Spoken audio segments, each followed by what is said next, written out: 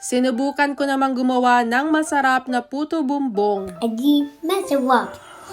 Inggit na talaga ako sa mga kumakain ng puto bumbong sa Pilipinas. Kaya nung Christmas Eve, gumawa talaga ako ng puto bumbong. Tamang-tama din kasi meron ako nitong harina na glutinous rice. Nag-add lang din ako ng ube tapos ng water. And dapat pakunti-kunti lang yung lagay ng tubig para matansya. At dito talaga ako natagalan kasi hindi ko makuha yung tamang timpla. So bali kailangan kasi magmumukha daw siya na parang clay. Kaso ayan, nagmukha ng ice cream. So nag-add ulit ako dito ng glutinous rice. Dumating nga din pala ang twins dito at tumutulong na sila pag-mix. At hindi nga masabi ang puto bumbong. Say puto bongbong. Boom boom.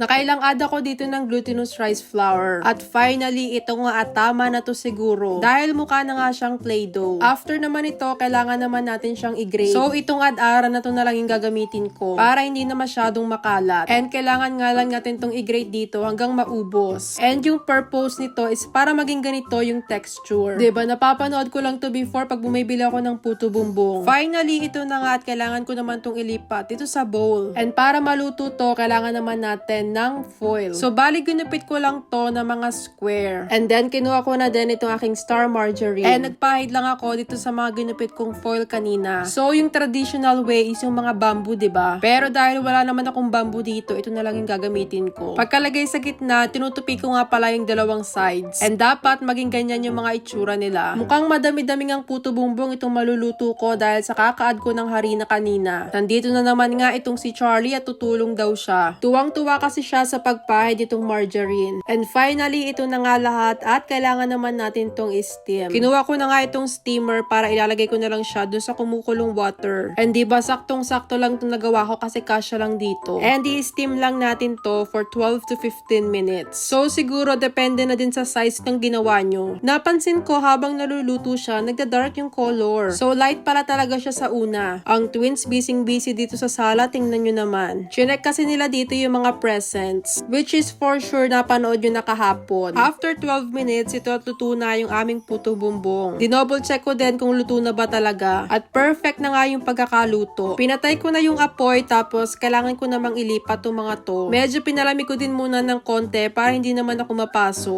At naaamoy ko na nga ang puto bumbong. Isa-isa ko na tong tinanggal dito sa foil. O diba nauna na ngang tumikim. That looks like cat pie, eh?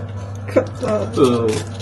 Napintasan pa ang aking puto bumbong at mukha daw tain ng pusa. Anyway, tuloy ang kain at naglagay na nga ako dito ng margarine. Gustong-gusto ko talaga pag marami nito kaya dinagdagan ko. Kinailangan ko nga lang magtunaw kasi dito sa sobrang lamig ito tumigas na din yung margarine. So, nilagay ko na lang sa microwave. Nag-add din kami dito ng niyog. At syempre, mas masarap ang puto bumbong pag merong Eden cheese. So, bumili pa talaga ako nitong cheese na to. Iba kasi yung lasa ng mga cheese na nabibili dito sa UK. And grenade nga lang namin to para maraming toppings. At lalo pa ngang sasarap ang ating puto bumbong pag merong condensed milk. Mas masarap sana pag yung Alaska pero ito lang kasi yung nabibili dito. At the moment of truth, tikiman na. And in fairness naman, lasa naman siyang puto bumbong. Yun nga lang masyado siyang soft pero nung tinikman ni Charlie, hindi niya talaga nagustuhan.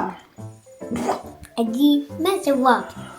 Kahit si Chino ay hindi din nasarapan.